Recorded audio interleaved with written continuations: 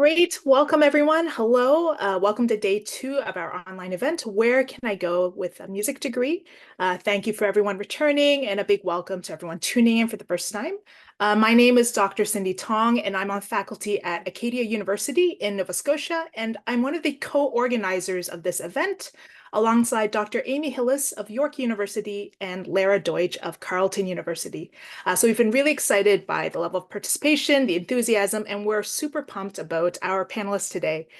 Some very important discussions happening this weekend from the myriad of skills, both musical and extra musical, involved in being a musician, ranging to how to fund one's projects, and discussions about the many ways in which musicians and creatives can cultivate a diverse, sustainable career. So in that vein, today in this final roundtable, we'll be looking at the concept of using your degree as a foundation. So the panelists will be discussing their experience pivoting to music-related fields, which do not necessarily center around public performance. So we'll be discussing instrumental repair, sound engineering, music therapy, arts administration, and portfolio careers. So before we dive into that, just a few housekeeping items.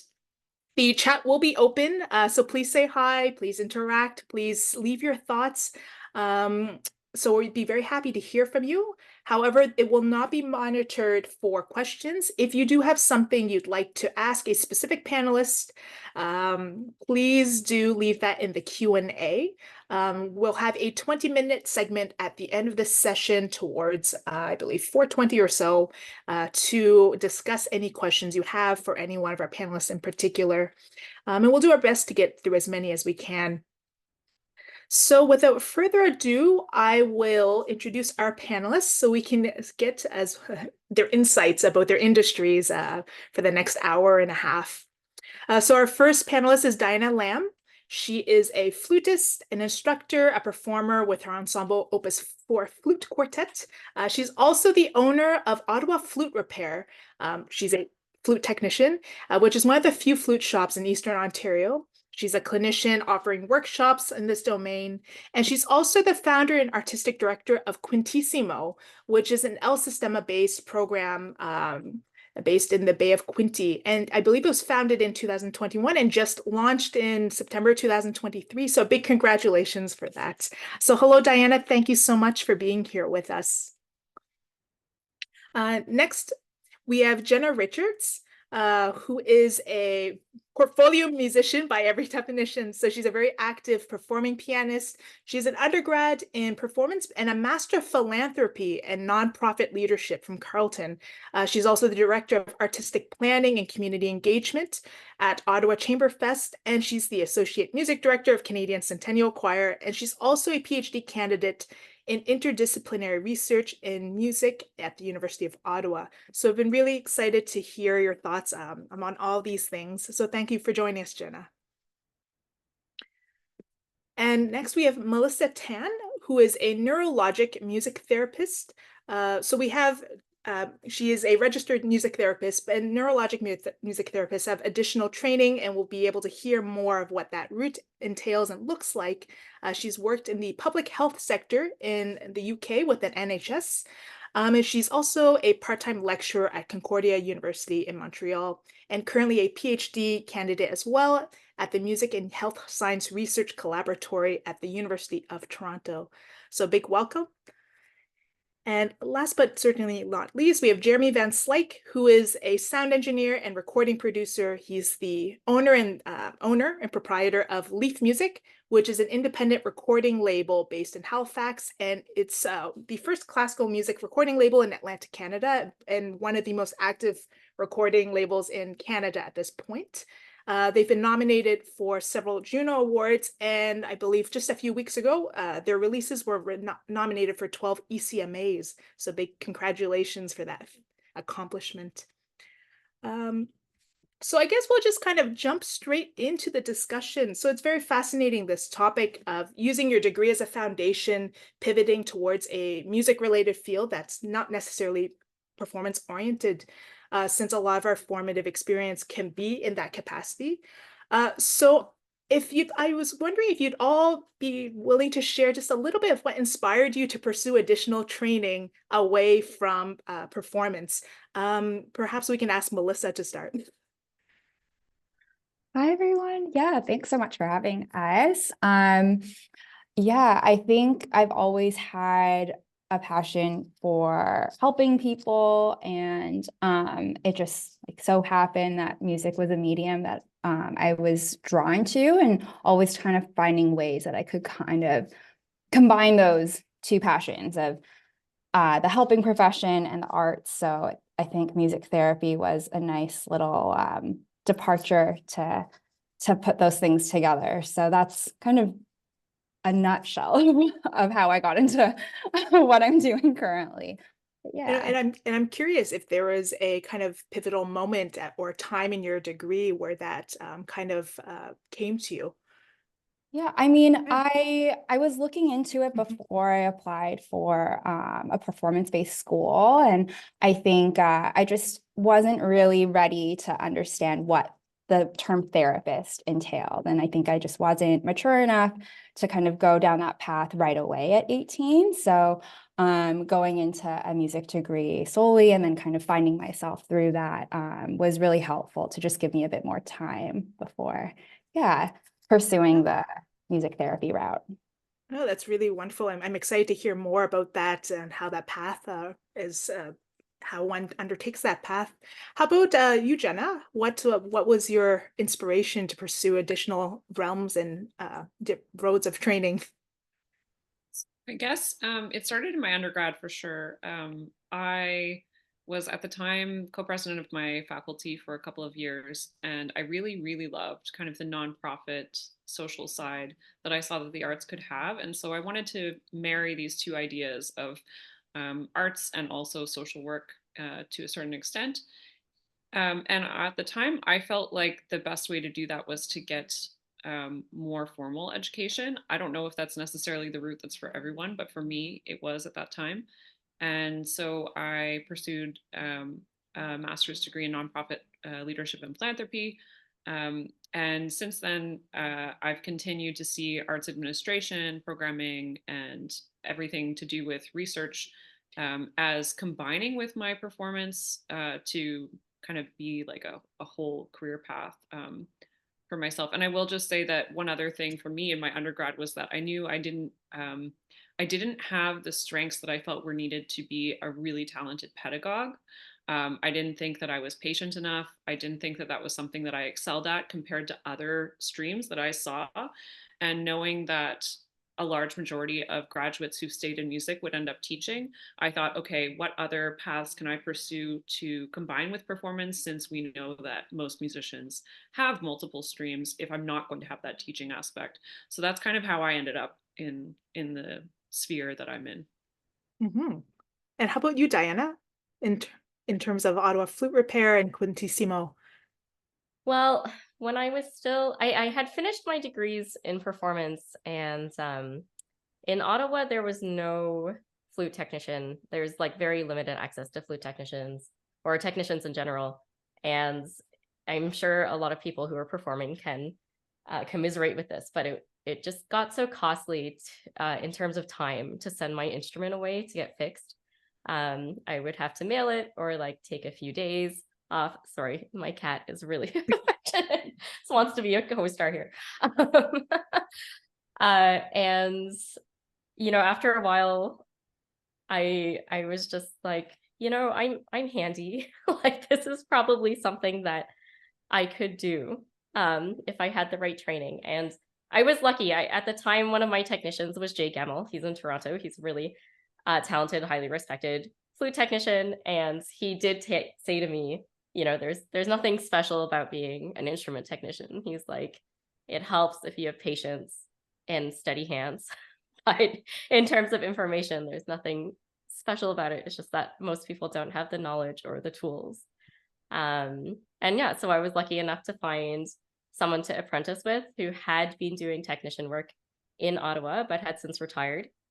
I purchased the tools and then went for more training in the US to just work on higher level instruments. And then in terms of Quintissimo, I don't necessarily think that I got any special training for it. It was just something that I wanted to do given where I was living, or where I am living at the time. So it just seemed like something that was a better fit for the demographics in this area. Mhm. And how about you, Jeremy? It's from your undergrad into sound engineering, now being a producer. Yeah. I mean, I didn't really know about what a producer was until I was in high school, and I won a competition as a pianist through Radio Canada to work with a producer for a couple of days. And that producer was Brigitte Lavoie, who's now retired. But I remember thinking, wow, that's such a cool job that she has to sort of get immersed in the score and tell me when I'm playing too fast and try to relax and stuff like that. And then when I did come to McGill to study piano, I met Martha DeFrancesco, who ended up being another big teacher, mentor of mine.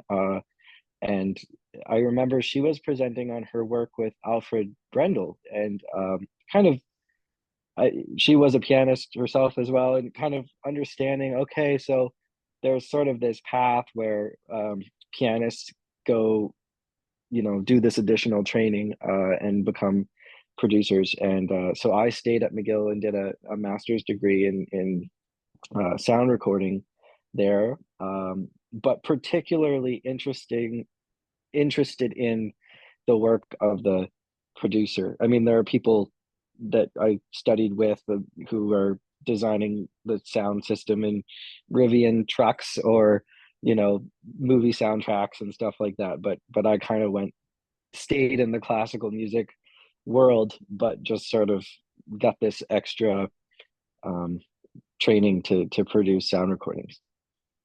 Oh, it's all really interesting as well, especially since a few people have kind of mentioned that it can often feel like there are limited options within the music industry, but then we discover these opportunities and these paths that suddenly kind of attract us. It's like, oh, this is a really cool thing. So I'm curious how you discovered these avenues, or if they were something that you knew were readily available, or if you were introduced through a certain kind of channel. If someone would like to speak to that, maybe Melissa and music therapy. I'm curious how you discovered this, even at 18, knowing that this was kind of something that existed. Yeah, my mom told me about this field. And I was volunteering a lot in different settings that had like very big recreation therapy programs. So like retirement homes and long-term care homes, and oftentimes there are musicians who come in. And so this was something that was kind of percolating. I think there was a newspaper article that she kind of directed me to. So she was the first one who told me where this term came from. But then through just kind of applying to different undergrad programs and then landing and like not going that route right away and keeping that in the back of my mind, I learned a lot more about how there are just so many different streams of music therapy as well.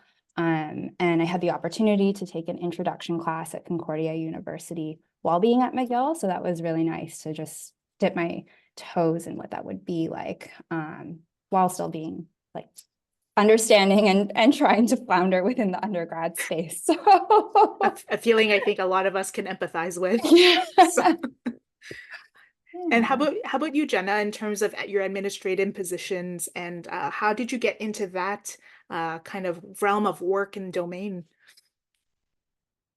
I feel like I maybe was always kind of involved. My high school, Cindy and I are from like the same place, and like competed against one another back in high school. I think it's so amazing that we're to reconnect in this kind of event. Exactly. Yeah. But my high school had no music classes that I could take. It did have a great music program, but I wasn't able to do anything academically with music. in my high school years. And so I feel like I was always kind of struggling against the system. And so when I went to university, the same thing happened to me. I play actually both piano and violin at a high level. I auditioned on both instruments and continued to play violin through university, but I was never allowed to do a double major because that was against the rules at U of T. So I was always doing all these kind of slightly off, counter culture type of things, not in the sense that I was a rebel. I wasn't at all. I was totally but in the sense that I felt like I always had to forge my own paths forward. And so that just kind of continued. The master's degree that I did was the first year that it was offered at Carleton. And at the time I was debating between doing a master's degree in piano performance, because that's what every teacher told me I should be doing, compared to that. And it made more sense to me to try to pursue both at the same time. And I felt like I had done that in my undergrad with piano performance, and it was going really well. And I thought I can continue this momentum even if I'm not in a music school, as long as I continue to forge these strange pathways that I have. So yeah, stubbornness, I heard earlier in another panel, is very important in music. And I think that is so true. Some might call it determination, but yeah, stubbornness or determination to pursue your own path. Like two sides of the same coin, right? Depending on who is on the receiving end, I guess. But I know it's really fascinating. And maybe we can, for those in the audience who may not be as familiar, for example, in what a neurological music therapist does, or how one enters the sound engineering world, or how, all these things kind of culminate. I was curious if you'd be able to describe a bit of your career path, or how you would describe that to someone who's 18 and maybe doesn't know that this exists. And for example, Diana, how does one become a flute repair technician? I'm particularly interested in that because as far as I'm aware, there's no formal training program kind of advertised by institutions. So I'm just curious how that came to be. Yeah, so there are training programs, but they are really limited throughout the country. I think there might be one in Alberta. I remember doing research. I mean, I did this research like 12 or 15 years ago, so it's outdated. There are some sprinkled in the States, but I will say those are more so for like as a comprehensive instrument technician. If you are looking to just work on your own instruments, a lot of people are going into the apprenticeship. So finding some technician, maybe pleading with them to take you as an apprentice, like the way mine did it. He was a great mentor. Like I would go in 2 or 3 hours a week. He would show me like a different problem that I could address on the instrument. He would give me the tools, send me home. I would do it, bring it back the next week. He would check over my work, and we kind of went from there. In terms of higher level training, at least for flutes, a lot of the flute brands now are offering their own training. So the one that I did was Strominger, just because Strominger has their own pad setup and they require training to sell the pads. That was really great, a super great experience. If anyone has the time and money to go to Indianapolis to study with them, they're amazing. But also Muramatsu is running their own training now with their Lotus pad system. So there are opportunities, but they're just kind of, you have to look for them for sure. So it sounds like kind of being a little proactive in the process as well is fairly important to figure out how to make this idea, which into kind of a reality in a way. Definitely. And, if you ask someone to apprentice and they don't respond to you, just keep asking. Sometimes I find stubborn. Well, yeah, exactly. Techs are really busy responding to, their clients and everything like that. It just might go on their back burner, that they could really use someone. So yeah, be stubborn. Exactly. Persistence. Maybe that's a third word we can add to it. And how about for music therapy, especially being a neurological music therapist? And Melissa, could you kind of explain what the path might look like to become an MTA, and then how that could branch off, or even within the MTA, and what that might entail, and even in your experience? Yeah, I mean, I took a slightly different route, I think, than some of my colleagues. I think what's really fascinating with everyone who I've met in the music therapy world, we've all had different pathways to get to where we are. But after my undergrad, I did my master's in music therapy in England. And that was partially because I just didn't do the prerequisites in my undergrad. There was like different things. So I think like I found a school that kind of accepted me for who I was and the knowledge that I had gained so far, versus like certain things that were required in Canadian masters and American masters. So that was kind of the route I took. And that just allowed me to also travel a bit, which I was really excited to do at that time. And I originally chose a psychodynamic pathway to music therapy. So I was very interested in psychotherapy and that piece of understanding like how people are the way they are due to previous experiences. And then as I finished up, I moved back to Canada, and I just found like the language in healthcare was very different from where I was working and who I was working with in the UK. So music therapy in the UK is regulated. So even though there are all these frameworks, it just is kind of, there's an underlying sense of like, this is the work that you're doing.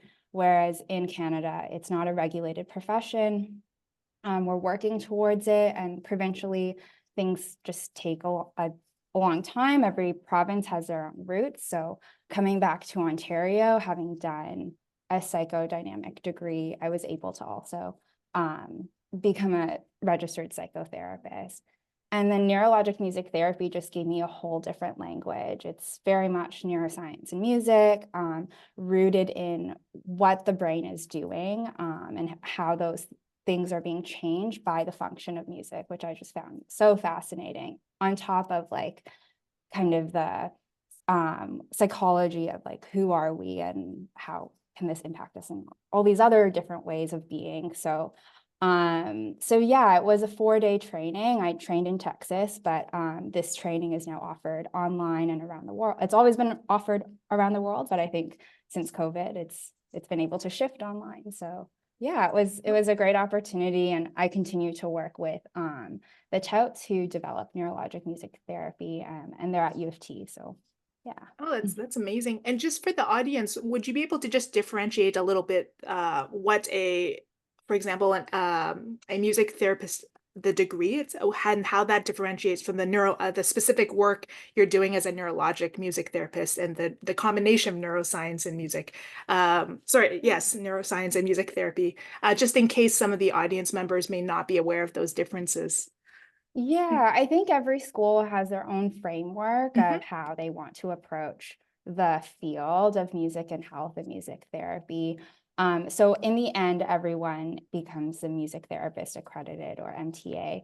I think right now there's like an exam you have to do at the end, and you become board certified. And that board certified exam also allows you to practice in a lot of American spaces as well. So so that's one area. And then like you can do additional training where you basically just get a lot more information of like the neuro rehab side of music and health, other ways of writing goals and objectives, and kind of the collaborative impacts between like physios, occupational therapists, speech and language therapists, and music therapists, and how that can all be work together within this, I guess, space of neuroscience or neurorehabilitation. I think you still have the same opportunities if you decide not to go down that route. I think every school now has a component of like music medicine in terms of their music therapy training. But yeah, it just was something that was really fascinating for me. So I decided to continue. Which is important. I mean, it's a permeating theme of that joy and, pursuing things that kind of bring that feeling for us. How about you, Jeremy? You kind of touched on it earlier, kind of the undergrad and the sound engineering program, but would you be able to elaborate a little more on how you might describe your career path to a 18-year-old Jeremy?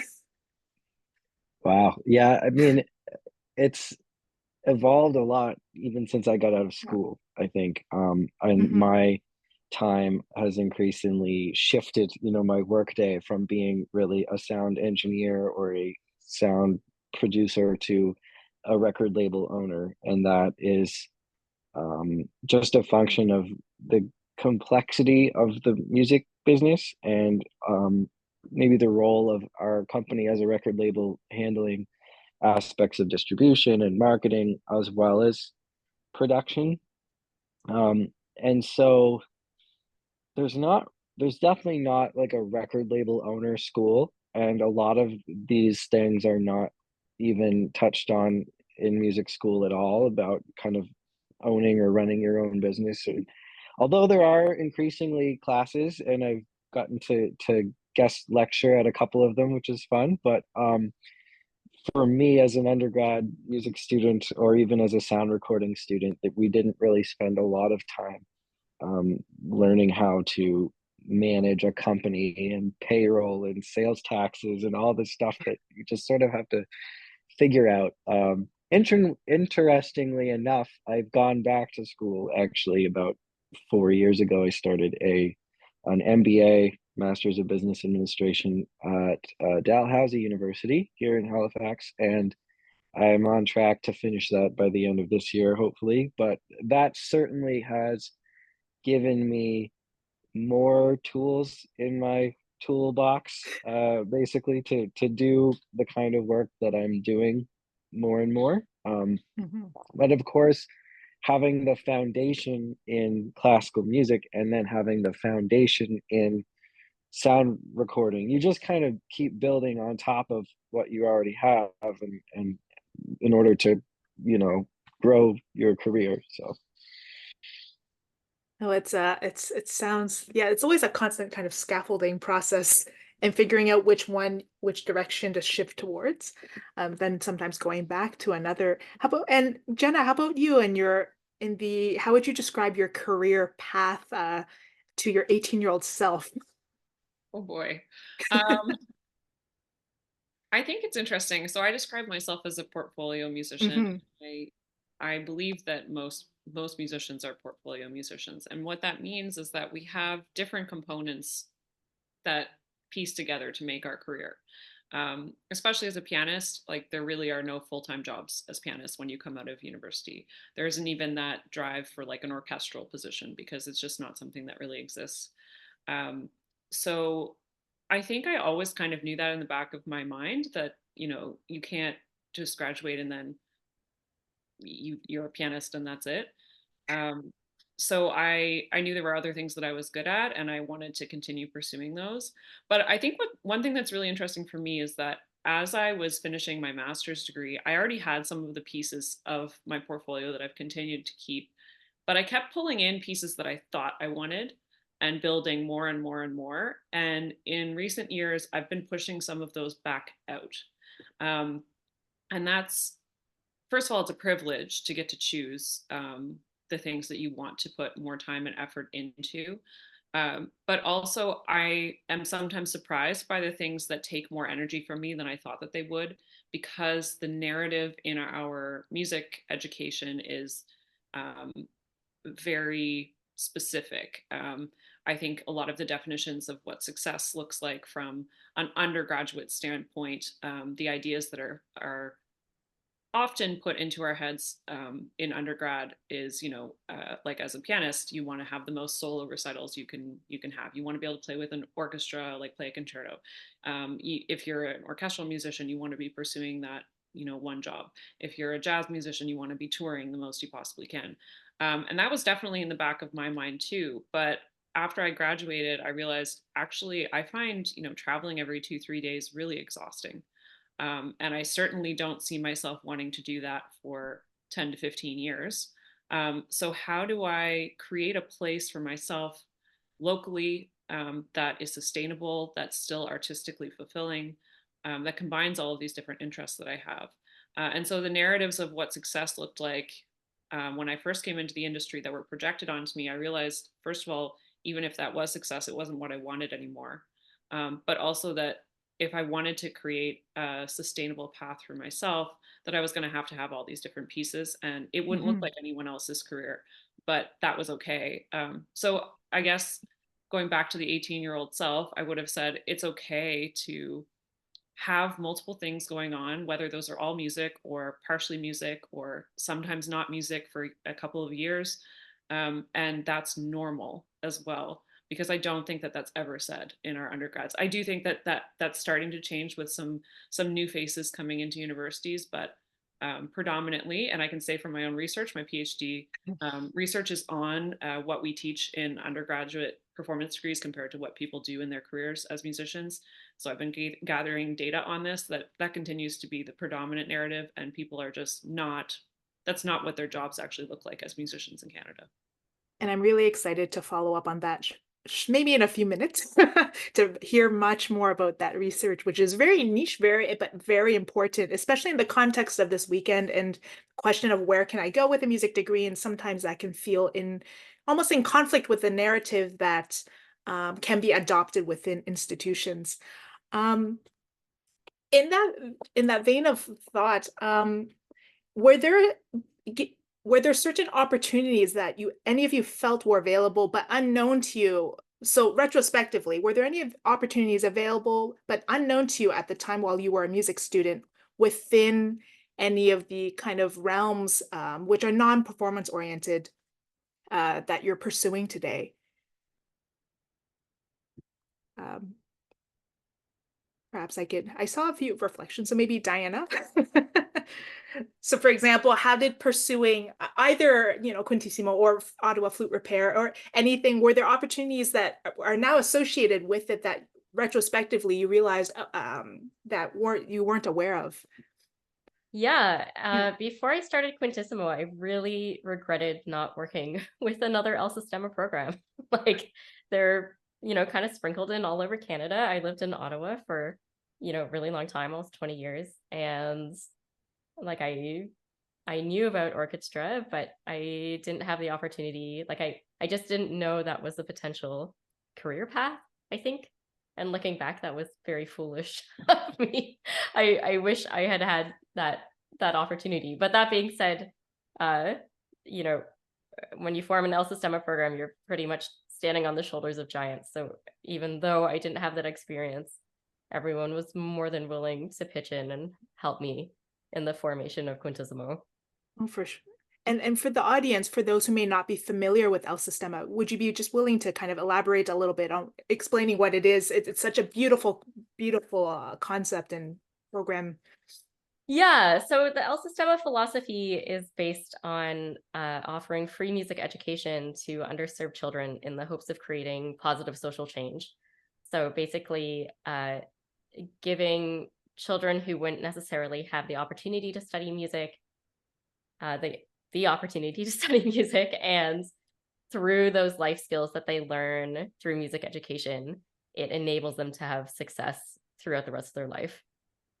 And this for those participants who are at the community music workshop that we had prior to the session, this was largely what Carol's program is modeled off of, and a lot of the work, as well as Richard's, and a lot of the work that we frequently see as community music is inspired by El Sistema kind of philosophy.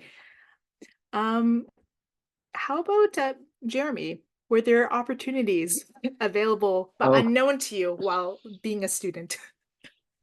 For sure. Yeah. I think about when I first moved to Halifax and Leaf music was brand new. We had done in our first year one chamber music album. In our second year, I think it was two chamber music albums. But like that's not a career really. So I was doing tons of other stuff. And when I first moved here, I was doing the laugh tracks on the show This Hour Has 22 Minutes. And I was also working on the Trailer Park Boys. It was their first seasons going into their relationship with Netflix. And so yeah, I was kind of just saying yes all the time to whatever came along and then building up this dream on the side of having a classical music record label until I was too busy for the Trailer Park Boys. It's a tough no to say, I guess. How about you, Jenna?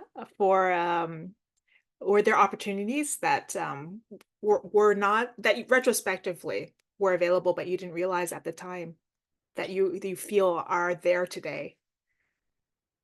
I think yes. I've had conversations recently with colleagues that I found really inspiring, talking about how music and musicians, we can create a broader spectrum of what we do.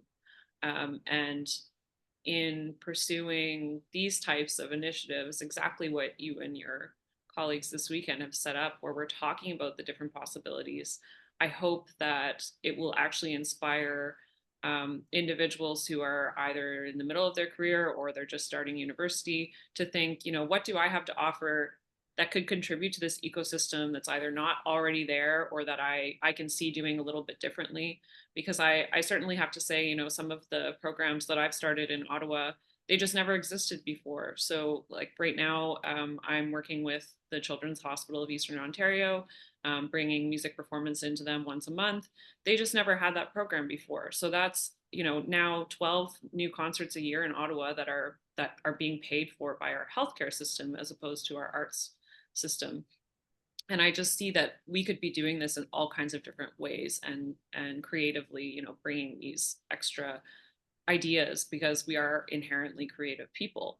And so I hope that we're just expanding perhaps some of the views of what musicians can do because we're capable of so much more than that. So I guess for me, it's just kind of expanding my horizons, looking at everything as an opportunity, as opposed to, okay, this is the way it's been done, so this is how I'm going to do it. And I find the more I do that, the more spaces I get into it that I think, wow, it would be really cool to do a concert in this random, whatever. Like it used to be that coffee shops were the new cool thing for classical music. Well, what about, doing it on a farm? What about doing it in all these other places? Like there are lots of ideas that can work. And if you combine something that you're passionate about with someone else, even better. Like you might end up doing a concert with a horticulturist or, finding someone who has an idea that you can combine. So I think that this idea, we were talking about multidisciplinary ideas before too, of expanding how we view creativity and music in general can present those opportunities in the future. Oh, for sure. And also just the nature of interdisciplinary collaboration as well. There's such a beautiful aspect of that. Oftentimes within arts, we might think, let's say, dance and music, but even just with let's say arts and music and science, they can often feel like very different domains, but they're very, very complementary in so many ways. There's such a beautiful kind of synthesis and osmosis between the two. So I think that's really wonderful and refreshing to hear because sometimes we can polarize them as opposites, which may not always be the case.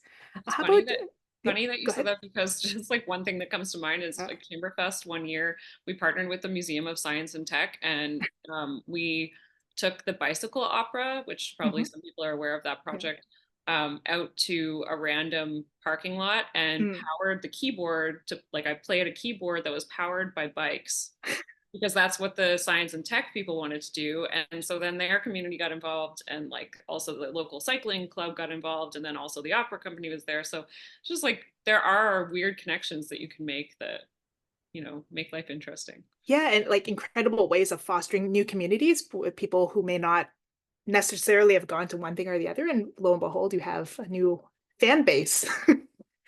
How about you, Melissa, in terms of these kind of opportunities or things that were not necessarily, let's say, within what we thought the realm of possibility as a student? Yeah, I've been thinking about this a lot, actually. Just in terms of what was available within the school and not taking advantage of resources was just meeting with an advisor a bit more frequently. I think I took a course load that was unsustainable for quite a while and not realizing that it was okay to like take my time and just navigate that pathway a little bit more freely instead of having to make sure that I was checking off all these boxes within 4 years. And I think like by the time I reached out to an advisor, like my my transcript was a hot mess. So, um, so I wish I had done that a little bit earlier, just to have a bit more guidance. I was quite lost. So yeah, just that, and like getting involved in community things, within the school. I think now, having looked at like what Concordia offers, what U of T offers, and what I see happening at McGill, just having like my histories there, there's so many opportunities to be in, at least for my interest, music and health spaces in a way that's involved within the school. I definitely didn't take advantage of like the mental health accessibilities in my undergrad program as much as I think I would have now, knowing like what that could have done just for my personal growth and coming into a therapeutic environment. So yeah, I think it's really exciting that there's so many opportunities at the undergraduate level and graduate level as well for music and health or music and self-care in like these spaces that are incorporating all walks of life within the campus. So yeah.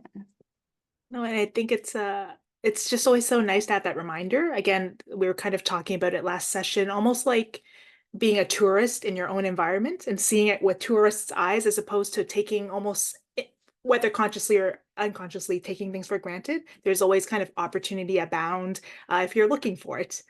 So it's nice to have those little reminders sometimes. I'm curious for all of you, as I believe everyone has a foundational music degree, what has been the value of your music degree and what you're doing today? And part B, what would you say is pivotal for your particular field coming from that degree, specifically undergrad? Shall I go with Diana? I'll just go this way. You might have to repeat the questions in order. What has been the value of your music degree and what you're doing today? And part B, are there any particularly foundational elements that are important in, let's say, flute repair or creating an El Sistema inspired program?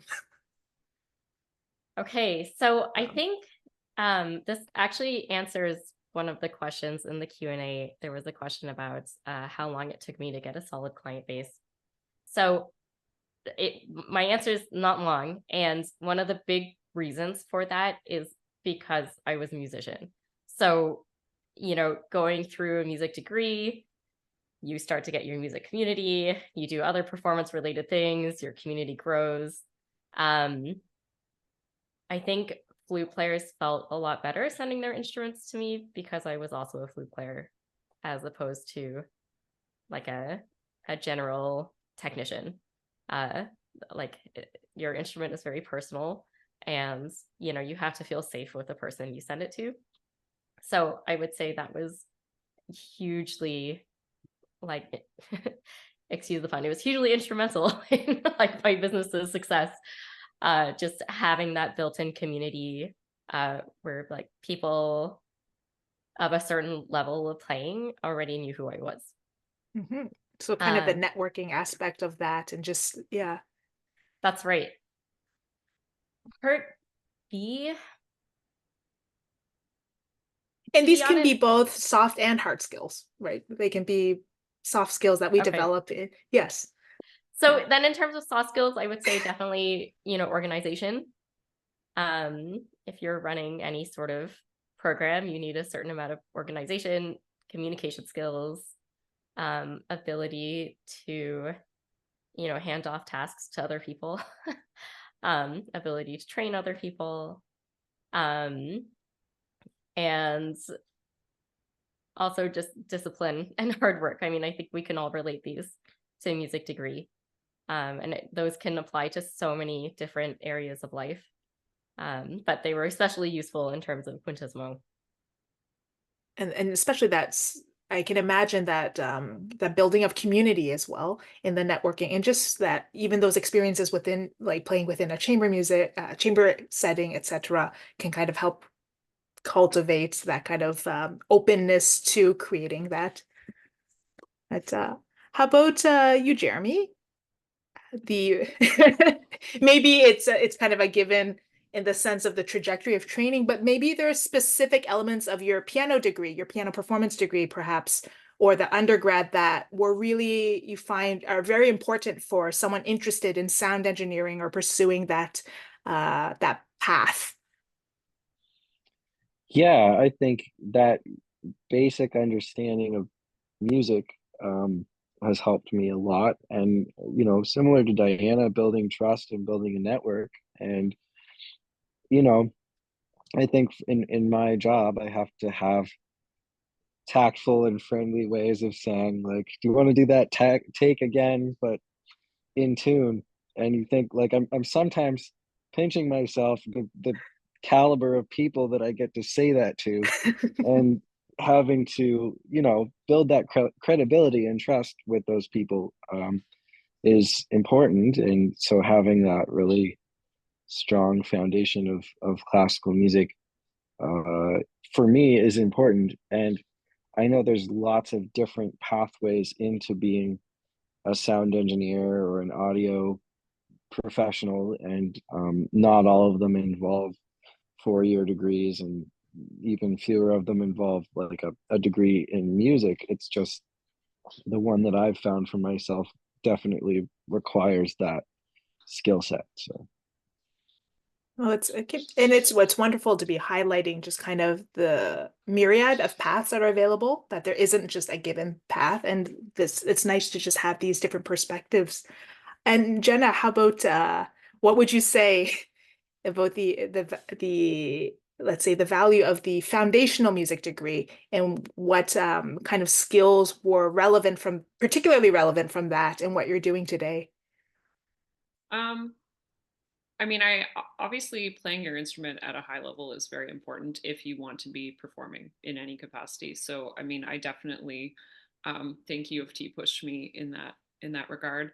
And I will echo, you know, what Diana said about hard work and long hours. I mean, I was at school every single day because that's where the piano was, and I was practicing and, you know, had classes from 9 a.m. till 9 p.m.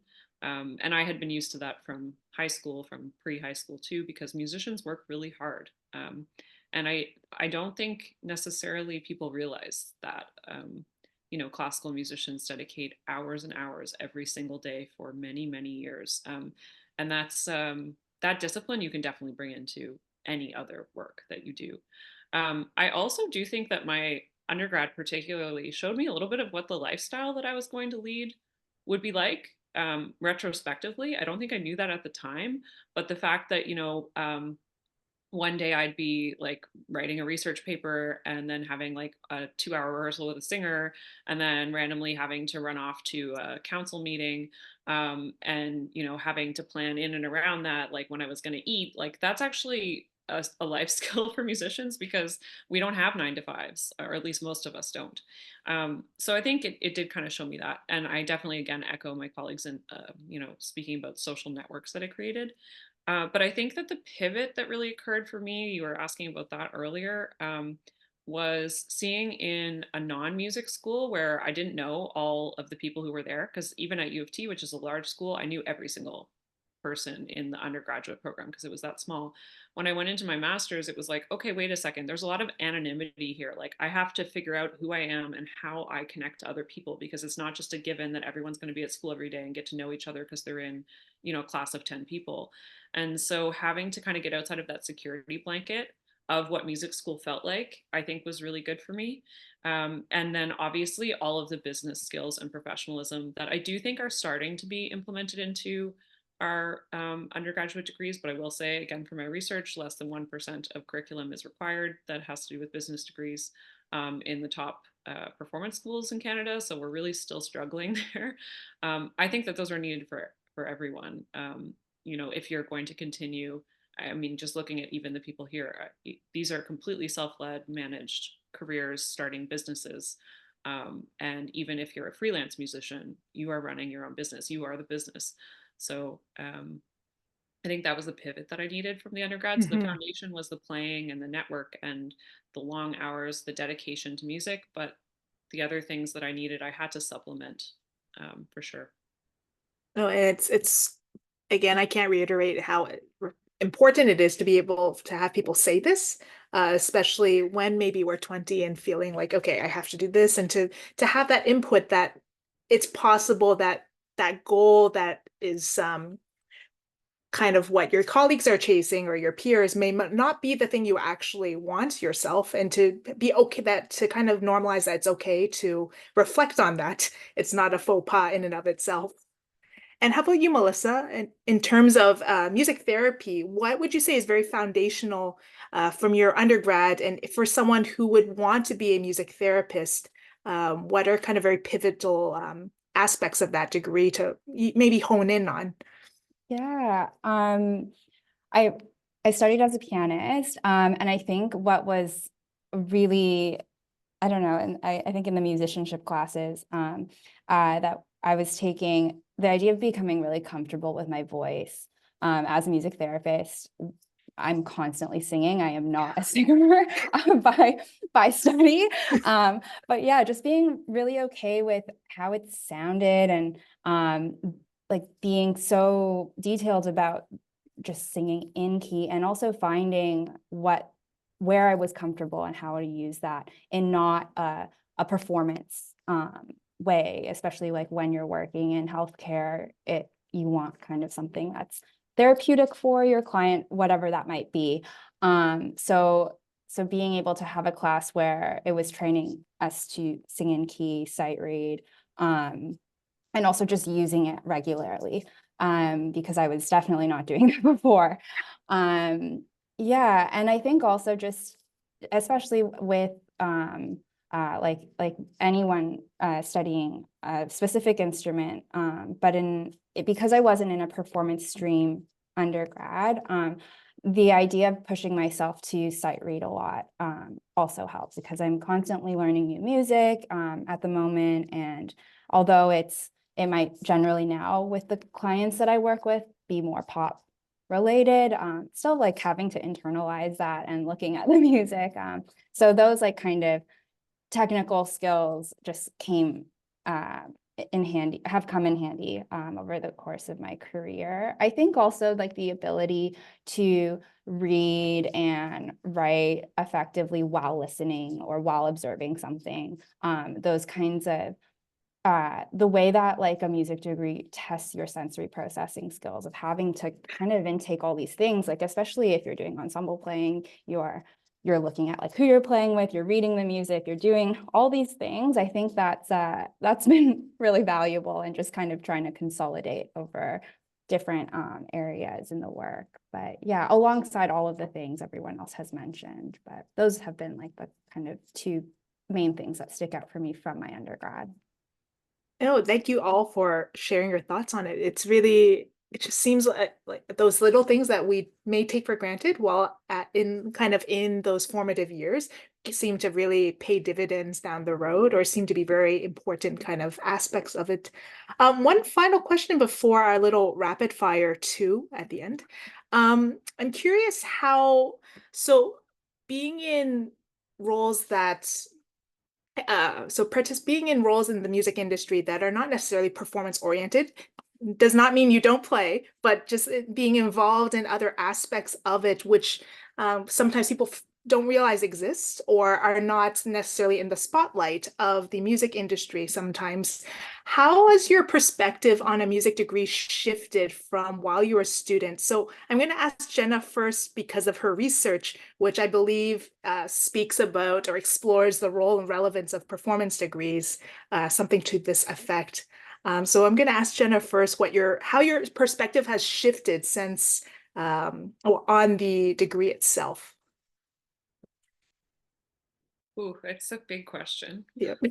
Um, Especially from the context of being in a non-performance oriented role. yeah. Yeah. Well, and sadly, some of the research that I have done has shown that a lot of people don't stay in music from a music degree. And I think one of the greatest senses of loss that I felt in doing this research is knowing that out of those people who don't stay in music, a lot of them don't play at all anymore. And I find that really devastating, because I think about all of us coming into our undergrads and how much we loved music. And I think if you're exiting and that's where you end up, that's tough information. So I guess one of the main things that I would say is that I'm very conflicted about my undergrad degree because I absolutely loved my time in my undergrad. And I felt very successful in my undergrad at the time. I felt respected by my colleagues and my professors. I felt that I was playing at a good level. And I really enjoyed my university years in music. But when I came out of that degree and continued down the career path that I've gone on, I have to say that I constantly felt like I was fighting to say that I was a musician. And I found that really, really difficult because I truly felt that I was always a musician. But every time someone would find out that I had done a master's degree that wasn't in music, or every time someone would find out that I had an arts administration job that took up some of my time, I felt like I had to somehow um, confirm that I also held a footing in the music industry as a true performer. So I'd end up saying things like, well, but I also play 30 to 40 concerts a year, and I work with this singer and I work with this cellist. And so because people would always introduce me as, oh, I'm doing this with Chamberfest, or oh, I'm at this. So I guess my conflict is that our version of what success is and our view of what musicians are, coming from our undergrad, I think is a very narrow one. And I don't believe that it's a very good representation of who musicians are in this day and age. And I think that if we were more open in general in conversations like this one, like this is so important, the ones that we're having this weekend, that people see perhaps people that they've seen in the community and admire as musicians only, to see what else they do besides performance and how important those parts of their lives are. For me, all of my parts of what I do, I love, and they contribute to one another. And so I view that as what is fulfilling for me. And I still view myself as a musician. And whether or not in 5 years I'm still playing 30 concerts a year, that won't change. I will continue to be a musician forever. So I guess what I'm trying to say is that my undergrad, I loved it because at the time it felt very fulfilling. But when I look back at what was projected onto me as what a musician is based on that degree, I wish there were some things that would have been said differently. No, and I think it's important, and I'm so glad you're expressing this, because there's so much of, especially in the realm of music, there's so much of identity tied into the performance or whatever aspect of music we're engaging in. And then, it can be difficult to separate what, let's say, a performer identity from, I'm now a music therapist, I'm not, as opposed to what is a musician, and kind of normalizing that can entail many, many different aspects of the music industry. Not just because someone's not primarily or only a performer does not just mean they're not a musician at all. So I think it's extremely important. I'm so grateful that you're expressing this. How about Jeremy? How is your in that light, how do you feel like your perception on a music degree has shifted retrospectively looking back? Well, I mean, there was a time where I was doing a lot of non-music things, and I completely agree with Jenna about the identity, or like, what am I if I'm not a performer, kind of thing. But at the same time, like working in TV post-production, I think it exposed these transferable skills that you get as a music student. And you would get locked picture on a Thursday or Friday, and it was due a week later, and it was a hard deadline, and it was going to take you like 80 to 100 hours to get it done and pass QC, quality control. And I often compared that kind of work to like painting a wall with a toothbrush. And it's like, to have the patience to really get into the detail under time, and sit down and just get it done from like 6 a.m. till midnight every day for 8 or 10 days in a row. It's like it it's crazy. And we don't always give ourselves credit as musicians for that, like the work that we um, do and learn to do, and the ability to sort of learn, and also in the context of the university based music programs where you learn to write and you learn to articulate a thought and an argument. And I think that music undergraduates are highly employable in a variety of fields. And as an employer, even though we're kind of, in the music industry, so to speak, like if I end up, employing people outside of the music industry and I see a music degree, I kind of know it's like, oh, this person like has put in a certain amount of work and they have a certain work ethic in order to accomplish what they have accomplished. No, that's a beautiful, articulate answer. I couldn't have said it better myself. It was, thank you so much for sharing that. It's nice to hear that from the perspective of a proprietor, someone who owns like a business owner who has lived that experience and can see those translatable skills. How about Melissa? What is your take on this, and how has your perspective changed uh, retrospectively, since you were a music student to after finishing your degree? What is your perception of a music degree right now? Yeah, I mean, I think just reflecting back on how I see my own experience having done this undergrad, I think I wouldn't change anything. I mean, I don't know if I would have doing a different degree, to be quite honest. I really liked the small environment of a music school. I think that was really helpful. I think not really being maybe aware fully at the time what I was getting myself into doing a music degree, that was like the challenging part. So I really like take away just the experience of having jumped in and being in an environment that is, at least for my experience, it was so friendly yet so competitive, and knowing how to thrive in that. And I don't know if there were at the time, like because music therapy was so small, I don't know if I had the full support of, doing something different, even though my original music degree wasn't in performance. So I think, yeah, there's a lot of different, ways that I reflect on it, but I definitely wouldn't change it. I think it's definitely made obviously me who I am today, and just learning from all the various experiences. Yeah, and I think there were a lot of opportunities for all of us as performers and musicians to have that kind of pressure, or I don't know, ability to fall on our faces in somewhat a safe environment. And I really appreciate that, at least my experience in that, and knowing what that kind of feels like to better prepare for, yeah, when things don't really go the way they intended to in the future. So those are like my reflections of my experience. No, it's a beautiful way to describe that feeling, especially at the end of being in that environment when it's okay to fail and learn, and to not have things work out necessarily the way we think they might. How about, and Diana, just to round off this last question before our little blitz, how has your perspective on a music degree shifted from while you were a student to today in your various roles? Yeah, so I could really relate to what Jenna was saying also. I loved my undergrad. Like, I had a great time. I would highly recommend it, to be honest. Like, it was just a wonderful personal growth experience.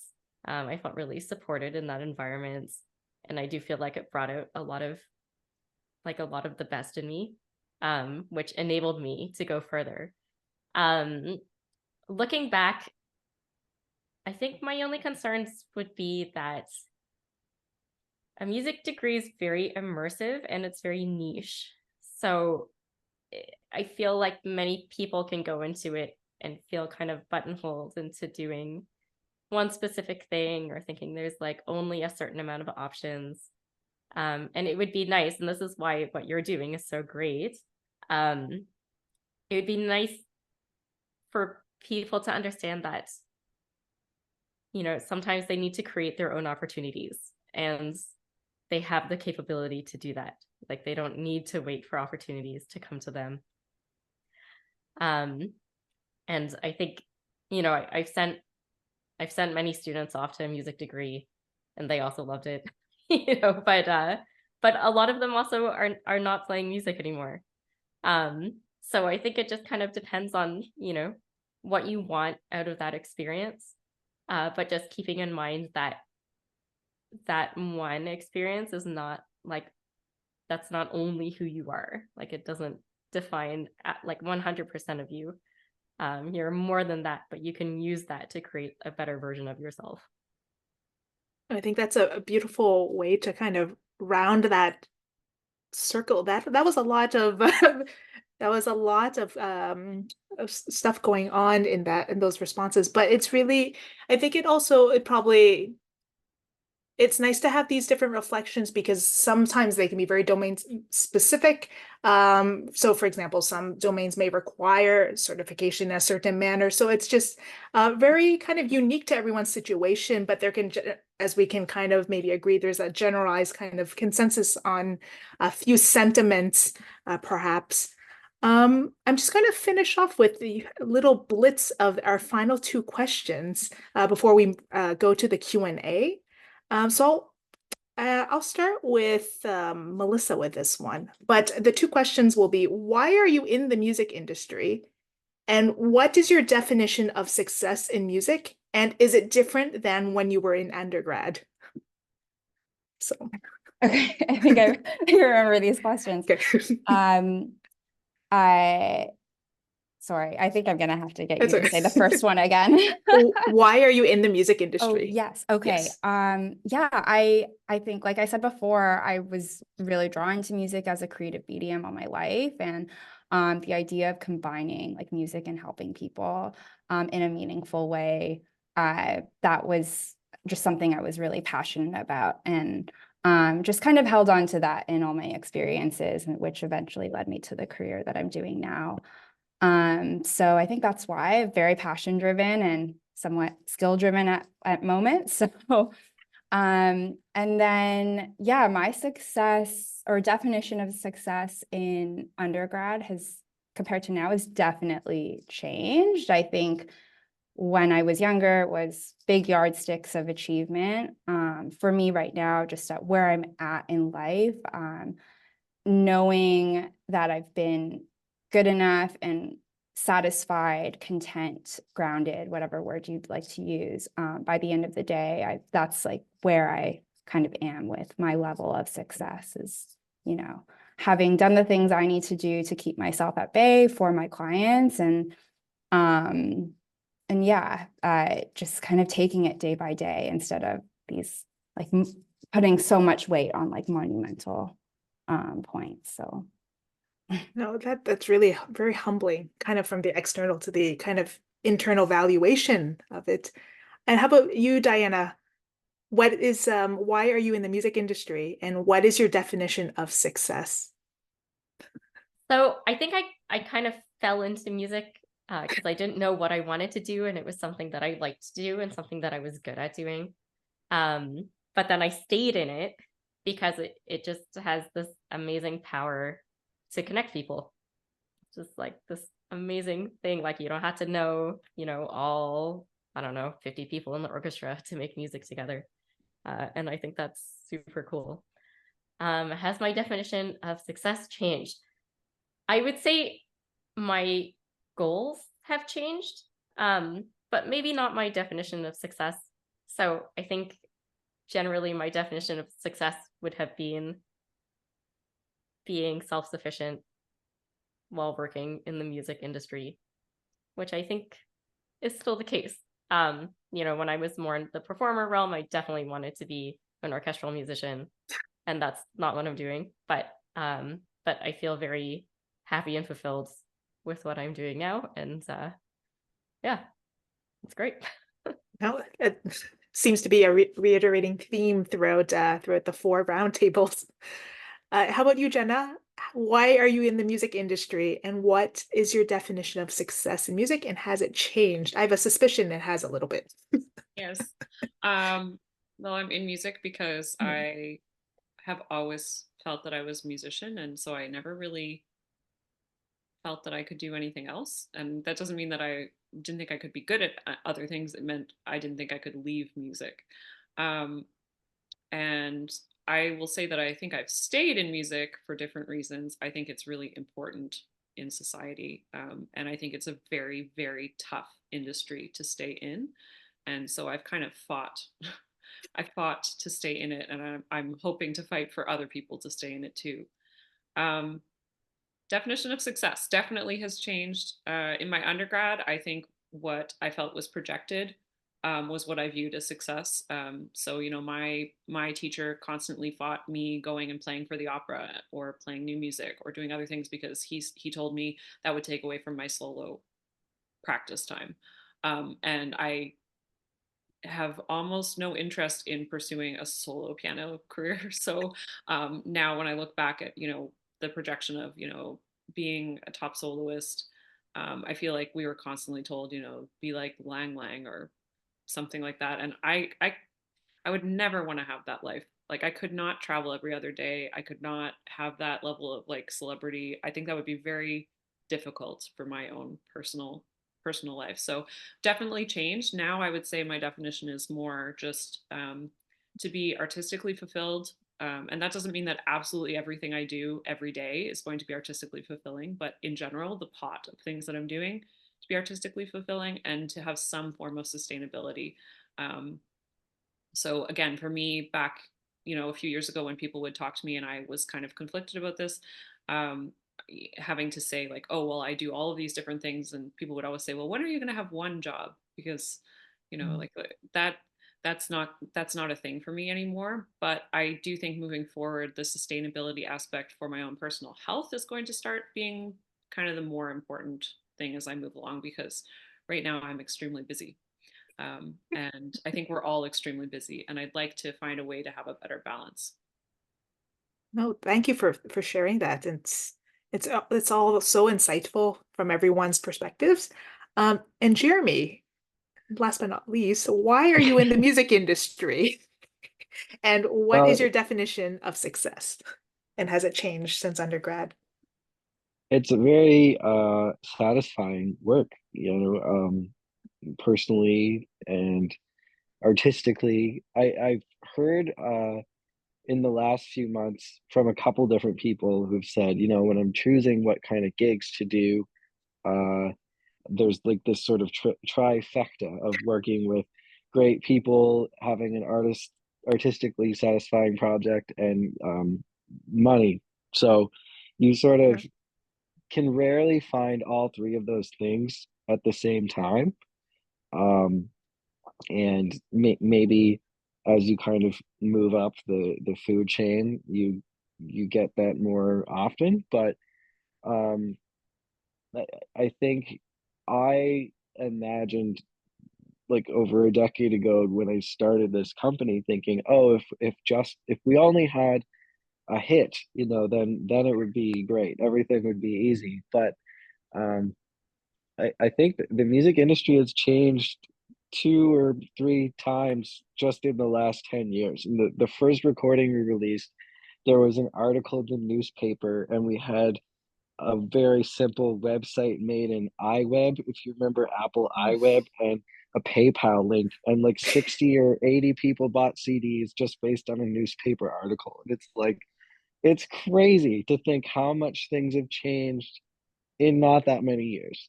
Um, but yeah, I think as Jenna said, it is hard. It's very hard to be in the music industry, and we are definitely losing good people because of that. And I don't want to say like, oh, just work hard and everything will be great, because it's incredibly uh frustrating and sad sometimes to see people leave the industry to say, you know, I want a career that doesn't suck me dry.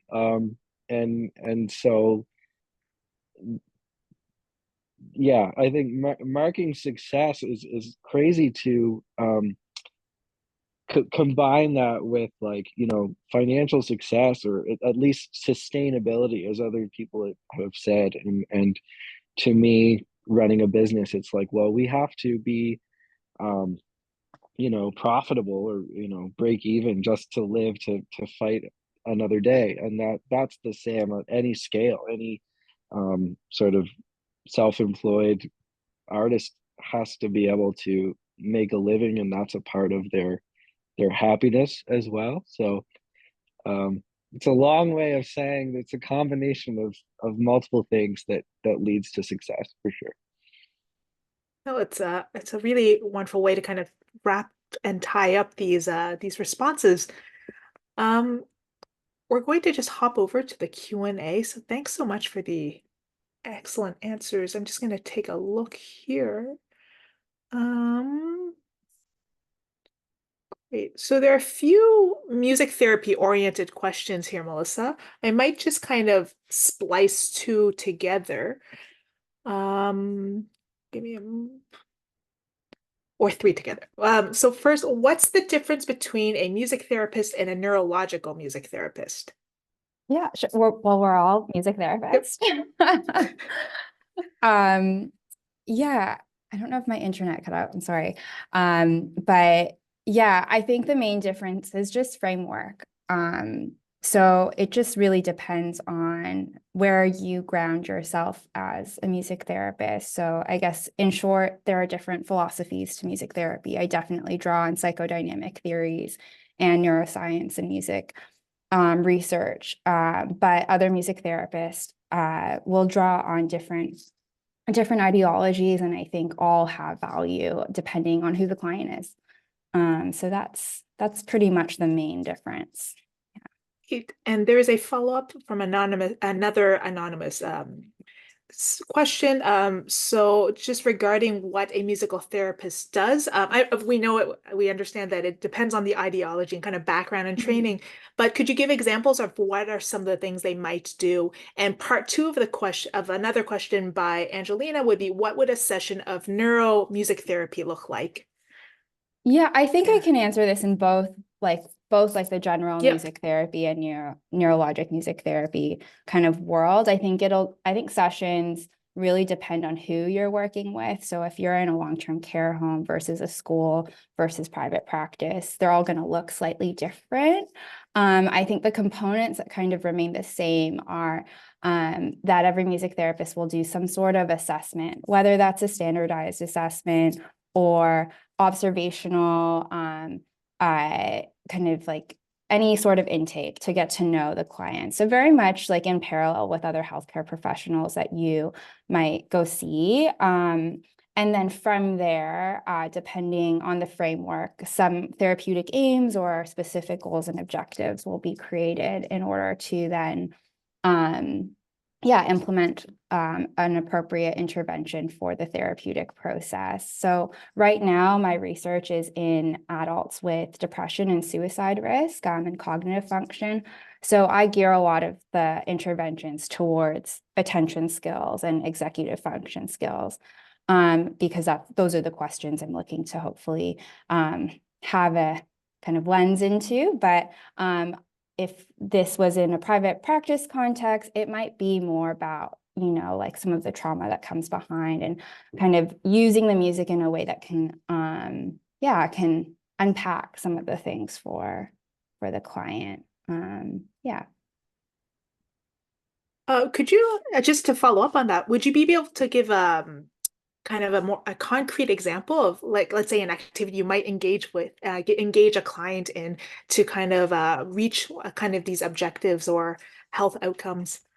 Yeah, sure. I think like the most relatable one, like I'll use a sensory motor intervention because it is kind of standardized now in like stroke rehab and in Canada and the US. So it's an intervention called rhythmic auditory stimulation. And really like all you need to start off with is a metronome.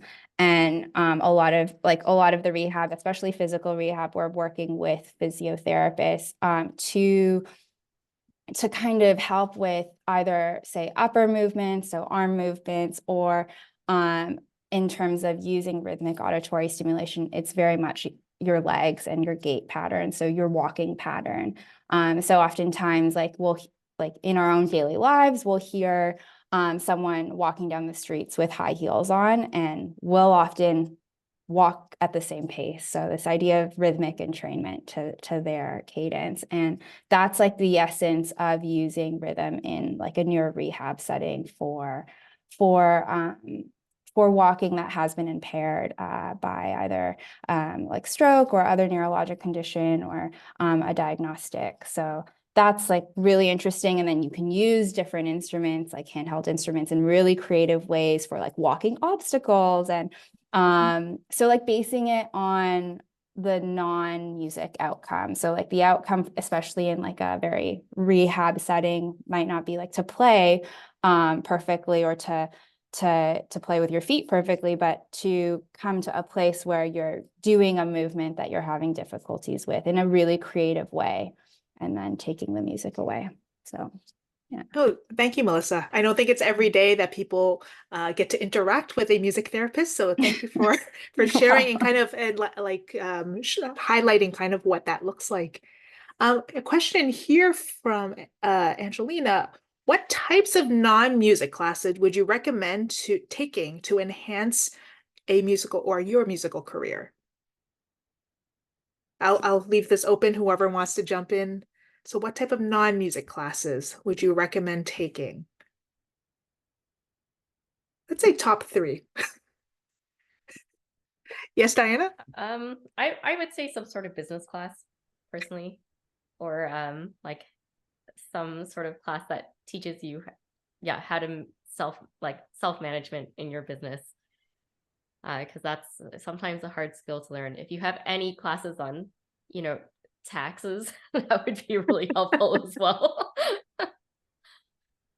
Yeah. Jeremy? Yeah. Yeah, I took microeconomics as an elective when I was an undergrad over a summer, and I highly recommend it. It's a great way to just understand how the world works and how you work within the world. And I think for better or for worse, we exist in a capitalist system, and just I don't mean to say that I love capitalism, but it's a good idea to understand how it works. I think that's so funny, Jeremy, because I also took microeconomics over a summer as an elective at SMU, actually. And I was infuriated every day leaving the classroom because it was so different than my arts education. Like every person in there was from business and science, and their view of the world was so different than mine. And as like a 19-year-old, I found that really hard to handle. So I would totally agree with you. It's important to see that other perspective and like how people do think. And like I remember coming home from one class where they had talked about like how much the value of one human life was, essentially like in a dollar amount, and me just being like mind blown that this was discussed as if it was okay. So anyway, yes, I would like to add as well business acumen of any kind. So marketing classes, research or writing, because you end up doing grants. You end up looking up where you can work. You end up doing all kinds of things to do with research and writing. So marketing, I would also say any kind of education class that you can take. We're still really, really, really lacking, especially if you're in the performance stream. Pedagogy in general, over 80% of performance grads ends up teaching, but we only have about 4% of our curriculum as teaching. So just because you're not in a music education stream does not mean that you should not be learning how to teach. Learning how to teach is important. So those are some things that I think you'd be able to point to that will help you whether you stay in music or not. Those are all skills that I think are really, really important in a lot of fields today. I would also add maybe a stats class if you're not great at stats, take a pass fail. It was really helpful just to understand research papers. I think like we get given, especially in electives, I think a lot of different methods of researching outside of like arts-based research or within the music school. So I think that was really helpful just to understand what I was reading and how to deal with big data. When you come across it. So. So hopefully that helps answer that question a little bit. I'm sure if you could get, there are probably many, many more, but it sounds like business orientation would be kind of the go-to. Microeconomics. I'm gonna some good questions here. Um, this one is addressed to Jenna, but I think everyone could probably speak to it at some level. How do you balance different positions in your portfolio career? So how do you juggle multiple hats? Since it's addressed to Jenna, maybe feel free to dive in. Sure. So I kind of hinted at it already, but I am very busy. I don't know if I actually can answer this question really well, in the sense that I'm not sure my portfolio is balanced, if that makes sense. But I will say, as I kind of mentioned earlier, I started by saying yes to every piece and bringing in the pieces that I thought I wanted. And then I have narrowed some of those down. So I'll give a concrete example. Um, I got up to having 3 choirs that I was working with regularly, which meant 3 evenings every week, plus usually 1 to 2 extra rehearsals on the weekends, plus all of the concerts that would go with that and the administration that would go with that. And then realized that that was a lot of choral work for me, and now I'm down to just 1 choir, and I do sub with lots of other choirs, but I prefer having just 1 evening a week that is dedicated and cannot be moved. And so that piece of my portfolio still exists, but it's smaller than perhaps it was a few years ago. And I will say that you have to be careful with what pieces you pick in your portfolio that have flexibility compared to what don't. So again, using the same example, I know that my choir rehearsal is on the same night every week. And if for some reason I get asked to do a performance on that night, there might be 1 or 2 times in a year where I can get a sub to fill in. But I know that that night is not a movable thing for me. I have to be available on that day. Whereas my administration job, because I am on the artistic side and I'm a contractor, I can do that work when I need to do that work and for however many hours it takes me to do that job. So that has more flexibility. And the other thing I would say is that you have to be really honest with people about what work you're doing. All of my different workplaces and schools know that I have all of these different pieces. And so I'm able to say to someone, you know, this week I'm going to be in Toronto for 4 days because I'm performing at X, and then I'm going to a conference here or whatever else. And they know why I'm doing that, and they can see how it contributes positively to the piece that I'm working for with them. So I think, yeah, making sure that you're not apologetic for what you're doing, that they contribute to one another, and that you figure out which pieces you can manipulate and which pieces you can't, so that you don't just have, you know, 20 things that can't be moved and therefore conflict with one another. That would be, yeah, my starting advice, I would say. Oh, thank you for that. And one last quick Q&A blitz, let's say 30 seconds. From Cecilia, what is your favorite part of your job, and how has finding your own path helped you in music? 30-second blitz. Who would like, anyone feel free to jump in. So what's your favorite part of your job?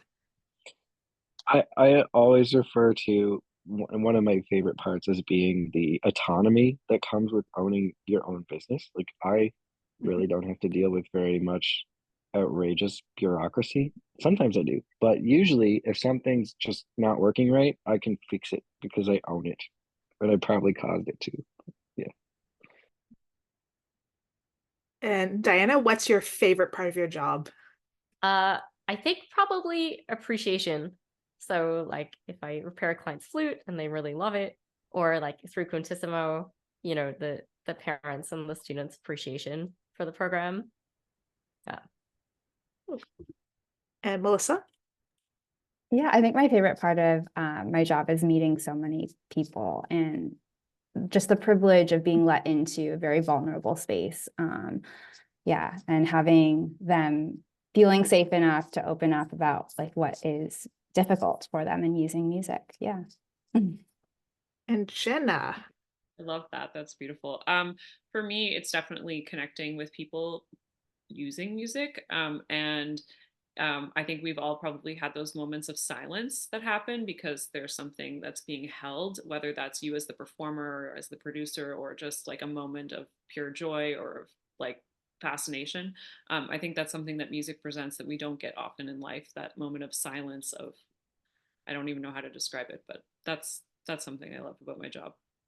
No, I think that's such a beautiful question and answers to have to kind of round off the roundtable. Just kind of this human connection and this community that can be built through music in many ways. Even though it seems like a lot of the domains can be very not related, they're interconnected inevitably through music, through this thread. So fortunately, we can't, we're gonna have to wrap up the roundtable. There are many, many wonderful questions in the Q&A. That said, we will be having a final panel starting in 15 minutes with Tom Allen about the true value of a music education, and that will be with the event hosts, myself, Lara, and Amy. And this will be followed by a final meet and greet at 5 p.m. EST, where you can meet the panelists who are able to attend and ask questions that may be more kind of more in line with their specific domain or something that you wanted to follow up on that was touched in a roundtable. So a big, sincere, genuine thank you to all the panelists and all the participants for being here, and we hope to see you later.